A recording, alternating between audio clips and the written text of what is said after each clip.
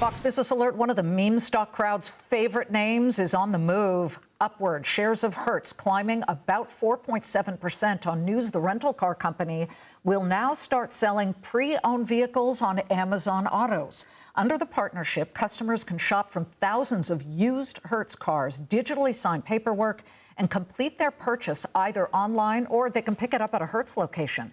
Customers who live within 75 miles of Dallas, Houston, Los Angeles, or Seattle can start their pre-owned car search on Amazon today. Hertz is also planning to expand the partnership to 45 nationwide locations. Amazon shares down about 1.8%, but off the lows of the session.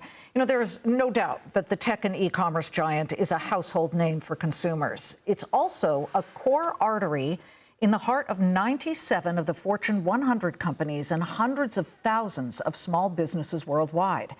Amazon Business, as it's called, is celebrating its 10th anniversary this month and currently serves, you ready for this, more than 8 million companies and organizations globally, driving more than $35 billion in annualized gross sales. This year alone, the platform achieved a 25% increase in global selections, and the number of products sold by small business sellers have grown nearly 80% year over year. Let's find out more about that and more about the pulse of what's really going on with each of these small businesses and the big ones, too. Joining me now first on the Claim and Countdown, Amazon Business Vice President Brenda Spoonmore. Brenda, welcome. Amazon Business, really, as we said, has its finger on the pulse of businesses everywhere. You can see exactly what each of these businesses is buying, how much they're buying. We're hearing about signs of stress from other companies. What are your vendors currently facing?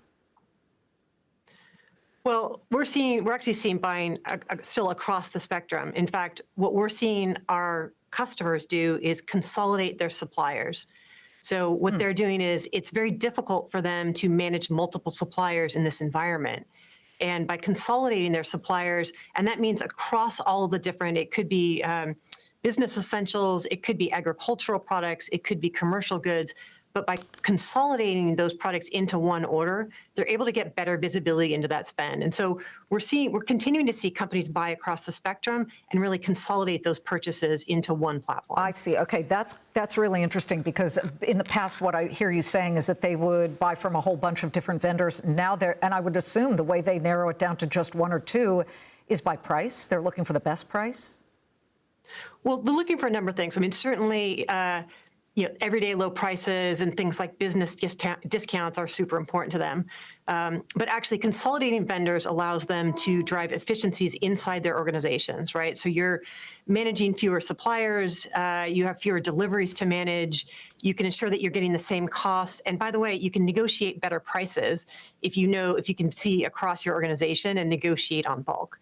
So what we're seeing is, by pulling those together, they're not only driving efficiency in their organization, they're driving cost savings, and then they're just driving a better experience internally. Tariffs have been at the forefront, certainly, of, I wouldn't say all businesses, but small businesses. We don't get the numbers from small businesses. We get the numbers from big ones who have been letting us know through the media and through their earnings reports that they're kind of feeling it. Not everybody. I mean, we still see the consumer price index very low, certainly lower than what the producer price index, the wholesalers, are dealing with.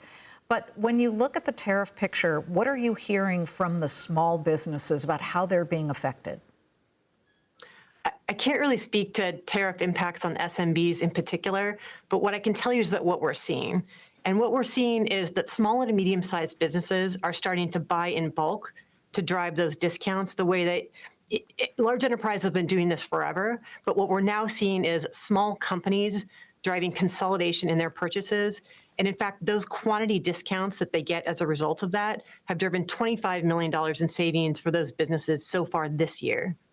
I see. So that is one way I would imagine Amazon Business actually helps businesses deal with doing something like that. And how do you do that? Well, for large enterprises and small enterprises, we have a number of different business discount programs. So in addition to the vast selection, everyday low prices, and the fast delivery that we offer, we actually have a number of business-specific programs like rewards, like quantity discounts.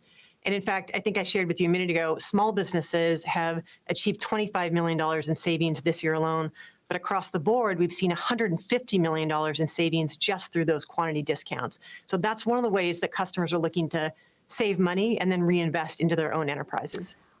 I know that you guys have on Amazon and on Amazon Prime a lot of Chinese vendors as well. Are they members of Amazon Business, and how are they behaving? Because they're dealing with a lot of tariff uncertainty. Well, right now, Amazon Business as a customer base, we have, as you mentioned earlier, 8 million customers, and we're launched across 11 countries.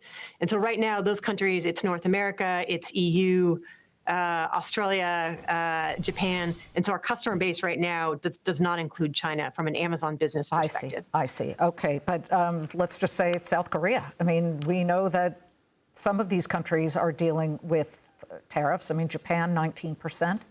What about them? I really can't speak to the trade policies. What I can tell you is that in each of the marketplaces we're launched, we're focused on selection value for our customers, regardless of the macroeconomic circumstance.